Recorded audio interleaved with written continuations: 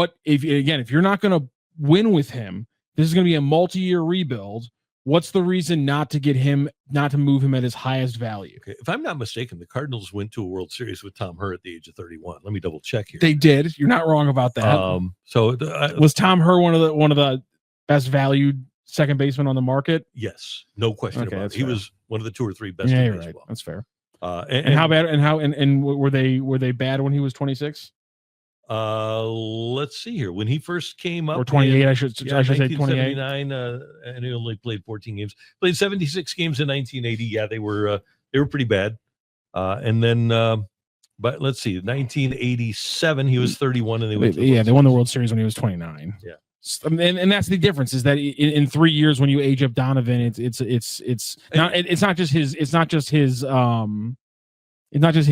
his contract season coming up. It's also just the age of the player that he's going to be when he's not going to be arbitration eligible. He'll be in 3 years, he'll be 31. Yep. As Herr was when they went to the 1987 World Series. If I was convinced that the Cardinals were going to get something better than Brendan Donovan back for him, I would do it. But I have no problem with a Gold Glove second baseman that hits a lot and can be a leadoff hitter for you.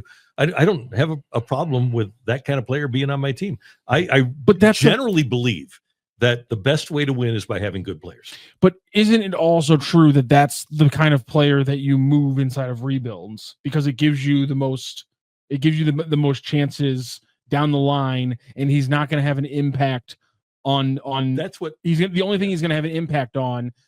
Other leadership and instincts matter. I shouldn't say the only thing he's going to have an impact on. One of the only things he's going to have an impact on for the future is leadership in the locker room. Wins and losses don't matter in these next 3 seasons relative to the future. It's just about talent acquisition, and he doesn't help you by being on this team for the next 3 years. I think if you do that, you're kind of acting like the Royals when they got rid of Damon and Beltran and that entire outfielder who I don't.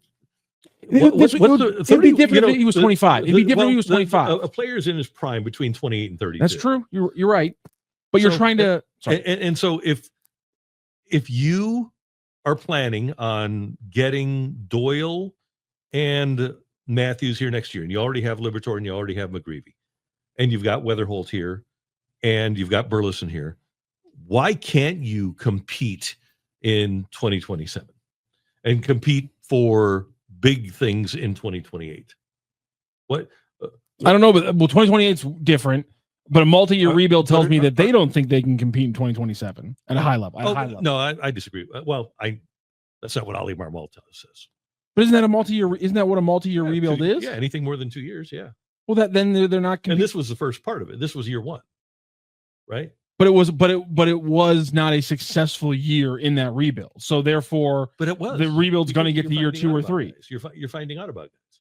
And if you rebuild Houston did, then when you think you're ready to win, then you sign a bunch of free agents and trade for a bunch of people. There's a lot of people who are saying this year wasn't a successful year inside of a rebuild. Well, from what I heard from John Mozeliak and Ali Marmol, they wanted to give guys runway to find out and get growth from those that had the chance to do so. They didn't get the growth. So you don't think that Mason Wynn got any better? Mason Wynn. You don't think Matthew Liberatore got Mason Wynn definitely developed. You don't think that Matthew Liberatore, you know what you have now from Matthew Alec Liberatore. Burleson? Alec Burleson definitely did. But Jordan Walker didn't. Nolan Gorman didn't. Lars Nootbaar didn't. Victor Scott didn't. I mean, he still has the pop plays, but his consistency didn't develop. Andre Palantes didn't. Do you have a catcher next year that you're confident in every day? One team in history that has hit on 100% of their prospects. That doesn't exist. So if you hit on 50%, which we just talked about, you're doing pretty good, right? You think so, yeah. If you can find a team, if the best teams hit on about 50%, the best at developing players hit on about 50% of the prospects. But more than one of those guys has to be a dude, as Bernie says. And right now they only have one dude, and that's across both pitching and hitting. Well, that's the issue. Yeah, and you need to find more because you thought you had that skill set in Walker. You thought you had that skill set in Gorman. And you find more by getting more darts to throw, which is by trading away players at their highest value when you're in the middle of the rebuild. Okay, that's That's fair. I don't necessarily agree with that assessment, but let me just give you an example. And I will give you some darts, okay? Oh, I like that. Yeah. Patrick Tui jumps in here while you're getting there. Tom Herr was toast by age 32 season. This team is not going to the playoffs before Donovan turns 32. Yeah. Again, Tommy Herr was an everyday player for a World Series team, a pennant-winning team, when he was 31 years old. So that's what we're talking about, is the age of 31. Okay, so let's Big Honky. I love the name. Yep. Big Honky. To the people saying it was a wasted year, what did you really expect the Cardinals to achieve this season? That's a good question. So tell me about the success of Israel Mania, Reginald Preciado, Jason Santana, Owen Casey, and Zach Davies. I know those last two. Those names were just elite names that I knew not. I have no idea who these guys are. Ismail Mania, Reginald Preciado, Jason Santana, incredible names. Owen Casey, and Zach Davies. I don't know a lot about those guys. The only name I really noticed was Zach Davies. They were traded in December of 2020 to the Chicago Cubs for one Yu Darvish, who after that pitched reasonably well in for the Padres. So it's great to get lottery tickets. I get them all every week, but I still haven't won.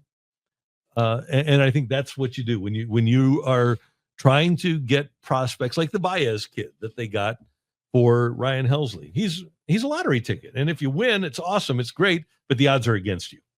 That's a really good. Yeah, that's fair. The odds are against you, but is it?